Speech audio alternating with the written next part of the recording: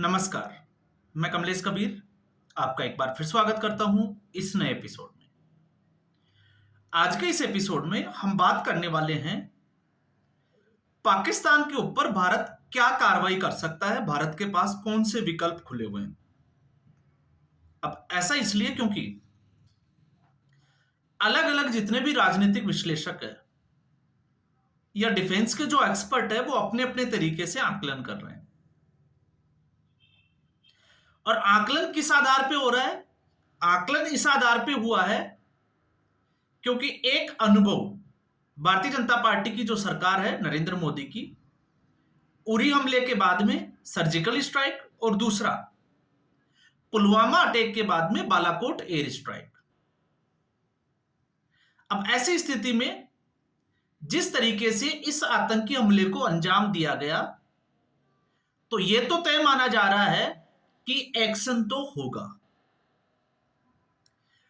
और उसके बाद में दूसरा हम इसको यह भी ले सकते हैं जिससे हमें आकलन को समझने में आसानी हो सकती है कि एक के बाद एक हाई लेवल मीटिंग डिफेंस के जितने भी जो हेड है उनके साथ नरेंद्र मोदी इस वक्त कर रहे हैं।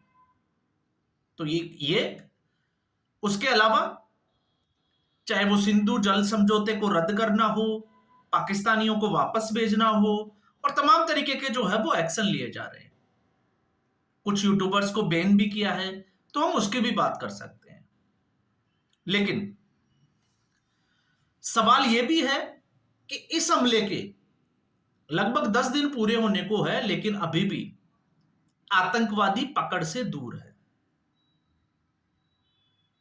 उनका खत्म होना, मारा जाना बिल्कुल तय है, लेकिन बड़ी बात यह है कि आखिर अगर वो भारत में ही छुपे हुए हैं अभी तक, तो वो पकड़ से दूर क्यों हैं? अलग अलग जगह पे उनको डिटेन भी किया गया है।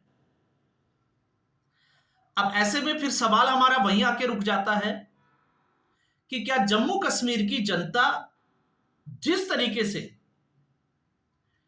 इस घटना के बाद में आंसू बहा रही है, क्या वो आतंकवादियों के समर्थन में भी खड़ी है?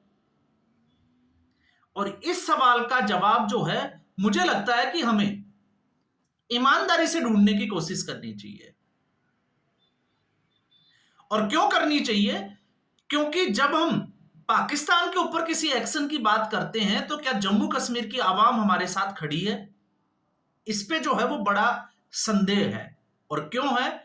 क्योंकि जिस तरीके से एनआईए की जांच आगे बढ़ रही है और नए नए खुलासे हो रहे हैं, और हम तो जिस दिन घटना हुई थी उस दिन भी हम बात कर चुके हैं, चाहे वो ग्राउंड स्टाफ का इन्वॉल्वमेंट हो, चाहे टट्टुओं वालों का इन्वॉल्वमेंट हो, या फिर अभी जब वो छुपे हुए हैं तो कोई तो उनकी हेल्प कर रहा होगा, खाना दे रहा होगा, कुछ इंफॉर्मेशन दे रहा होगा, कुछ तो चल रहा होगा।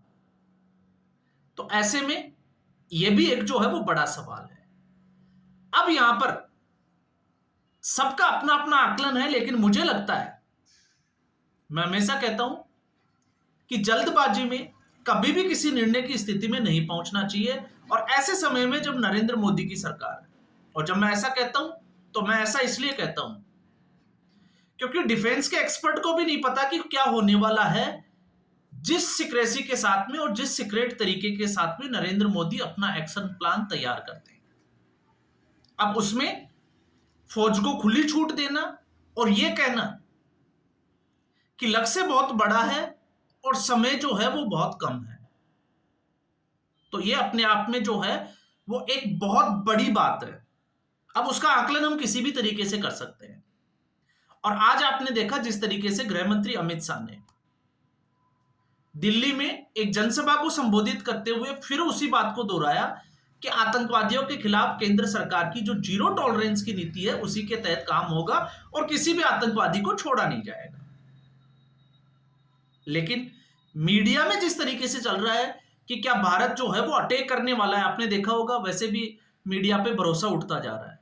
और उसकी वजह, बड़ी वजह क्या है? क्योंकि 10 दिन से मीडिया जो है वो हर रात युद्ध कराता है और हर रात पाकिस्तान के ऊपर हमला होता है, लेकिन जब हम सुबह उठ के मोबाइल देखते हैं तो पता चलता है कि रात को तो ऐसा कुछ हुआ नहीं। तो ऐसी स्थिति में जब हम यह कहते हैं कि भारत जो है वो पीओके को लेने का सही समय आ गया और भारत इस वक्त जो है वो पीओके को वापस लेगा, ये एक बड़ा जो है वो इस वक्त चर्चा का विषय बना हुआ है। अब इसमें भारत के पास विकल्प ये है कि या तो वो पीओके वापस ले, तो उसके लिए पूरा युद्ध जो है वो लड़ना पड़ेगा, या फिर ठीक वैसी जैसे उरी के बाद में सर्जिकल स्ट्राइक हुई और पुलवामा के बाद में बालाकोट एयर स्ट्राइक हुआ, तो उसके बाद इस बार भी जो है वो आतंकवादियों के ठिकानों के ऊपर कुछ इस तरीके की स्ट्राइक की जाए। अब ऐसे में जब मैं ये कहता हूं तो मैं इसलिए कर रहा हूं ये बात कि क्या पीओके को लेना इतना आसान है जितना जो अभी जो माहौल चल रहा है। और हम कई लोग जो है वो मोदी विरोधी लोग जो है वो नरेंद्र मोदी को कटघरे में खड़ा कर रहे हैं कि ये सही समय है, ले लेना चाहिए। और जो प्रो मोदी मीडिया वाले हैं, जिसको हम कहते हैं कि आजकल गोदी मीडिया के नाम से पर्सनल में है, वो उनको भी यही लगता है कि अब तो जो है वो ठोक देना चाहिए। लेकिन सवाल तो ये भी है ना कि क्या ये पॉसिबल है? तो इसमें अनुभव क्या कहता है, फैक्ट्स क्या कहते हैं? तो अगर हम फैक्ट्स को उठा के देखते हैं तो हमें समझना पड़ेगा पीओके की ज्योग्राफिकल कंडीशन को। चाहे वो झेलम नदी के जो ऊपर के जो हिस्सा हो, चाहे नीलम का जो दर्रा हो, और भी जो जितने भी जो पासेस वगैरह है, तो ऊंची पहाड़ियां, तो पाकिस्तान को एक एडवांटेज जो है वो पहले से ही है, दुर्गम रास्ते। तो ऐसी स्थिति में पहले तो यह आकलन करना होगा, क्योंकि लोगों को तो लगता है बस हाथों हाथ कर दिया जाना चाहिए। तो क्या ये पॉसिबल है क्या कि इतना जल्दी अगर पीओके को लेने की बात चले और इतना जल्दी एक्शन लिया जा सकता है? क्योंकि कारगिल का जो अनुभव है, मुझे लगता है शायद वो सेना को तो अच्छे से पता है और भारत सरकार को भी अच्छे से पता है कि अगर ऐसा सोचती है भारत सरकार की पीओके को इस वक्त वापस लेना है, तो क्या जल्दबाजी में क्या पीओके को वापस लिया जा सकता है? कि उतना ही आसान है क्या? एक दूसरा, पीओके में पाकिस्तान को यह भी एडवांटेज है क्योंकि पाकिस्तान के हिस्से में होने के बाद पाकिस्तान ने वहां पर बंकर भी बनाए हैं, अपने एम्यूनिशन के लिए डिपो भी बनाए हुए हैं, रास्ते भी उनके लिए जो है वो खुले हुए हैं। और एक जिसकी मैं सबसे बड़ी जो बात कर रहा हूं कि क्या पीओके अगर भारत लेने की सोचता है तो क्या अकेले पाकिस्तान से ही उसको लड़ना होगा क्या? क्योंकि हमें चीन को नजरअंदाज नहीं करना चाहिए, क्योंकि चीन भी तो उसी रणनीति पे है। और पीओके पाकिस्तान से ज्यादा इस वक्त जो है वो चीन के लिए बड़ा महत्वपूर्ण है। सीपीईसी पास की मैं बात कर रहा हूं, जो प्रोजेक्ट चाइना ने चला रखा है। तो चाइना जो कॉरिडोर बना रहा है उसका एक हिस्सा जो बहुत बड़ा महत्वपूर्ण हिस्सा है वो पीओके से होकर गुजरता है, गिलगिट बाल्टिस्तान वाला। तो जाहिर सी बात है चाइना ने भी अपनी अपनी जो है वो डिप्लॉयमेंट रखी होगी वहां पर। और खबर यह है कि चाइना के जो सैनिक है वो मजदूरी कर रहे हैं, मजदूर के रूप में पीओके में रह रहे हैं। तो ऐसी स्थिति में क्या चाइना जो है वो भारत के लिए चुनौती नहीं बनेगा?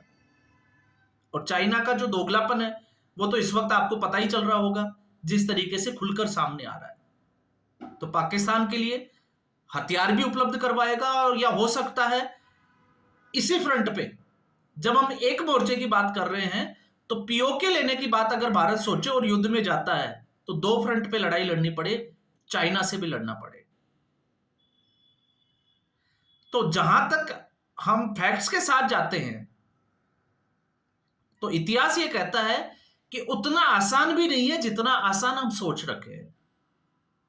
लेकिन जब प्लानिंग में जाते हैं तो डिफेंस एक्सपर्ट के हिसाब से अगर हम देखते हैं तो एक साथ नहीं लेकिन टुकड़ों में जो है वो इसको किया जा सकता है। क्यों किया जा सकता है? क्योंकि हमारे सैनिक जो है वो ऐसे ऑपरेशन कर चुके हैं, तो उनको वहां के जो भौगोलिक स्थिति है उसका अंदाजा है। ये एक जो है वो प्लस पॉइंट हम देख सकते हैं। तो मुश्किल है तो कुछ जानकारियां भी है। तो ऐसी स्थिति में एक साथ नहीं टुकड़ों में जो है वो इसको किया जा सकता है, या फिर भारत की फौज जो है वो पीओके के बजाय सीधे तौर पे पाकिस्तानी फौज को टारगेट करे। और दूसरा जिसकी हम बात कर रहे हैं कि इसी तरीके से जो है वो आतंकवादियों के ऊपर स्ट्राइक करे। तो ये एक विकल्प जो है वो खुला हुआ है। तो फिर भारत को इंतजार करना चाहिए पीओके की आवाम का, जिस तरीके से कि पीओके को यह समझाने में कामयाब हो जाए भारत कि आप जम्मू कश्मीर का जो हिस्सा है आप उसको देखिए, उसके विकास को देखिए। तो अगर वहां पर बगावत होती है और जिस तरीके की खबरें हैं कि वहां पर ऑलरेडी जो है वो पीओके की आवाम पाकिस्तान सरकार के खिलाफ है, तो उसका फायदा भारत उठा सकता है।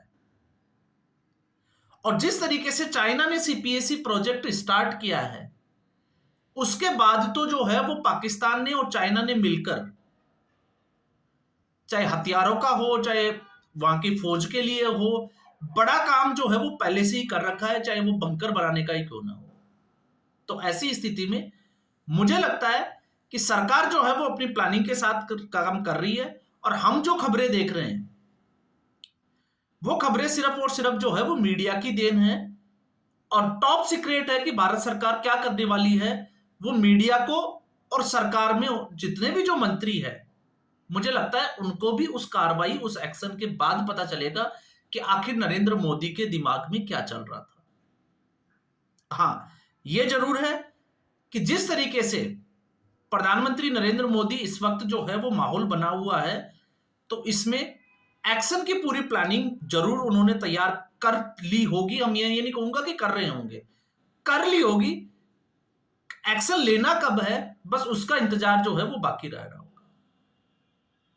तो आप भी जो है वो एक बार मीडिया क्या कहता है उसके अलावा आप फैक्ट्स को चेक करें कि पीओके की भौगोलिक स्थिति है क्या, और उसका एडवांटेज पाकिस्तान को कितना है और भारत को कितना है। अगर हम उस एडवांटेज को देखेंगे तो आपको समझ में आएगा कि इस वक्त पाकिस्तान को वहां का एडवांटेज ज्यादा है, क्योंकि चाइना उसके साथ खड़ा है, और भारत के लिए उतना ही डिसएडवांटेज है। तो क्या ऐसी स्थिति में भारत इस वक्त पीओके लेने जाएगा या नहीं जाएगा, ये आप जो है वो खुद सोच सकते हैं कि क्या होने वाला है। तो आज के एपिसोड में बस इतना ही। उम्मीद करूंगा वीडियो एपिसोड आपको पसंद आया होगा। वीडियो को लाइक करें, शेयर करें, चैनल जरूर सब्सक्राइब करें। धन्यवाद।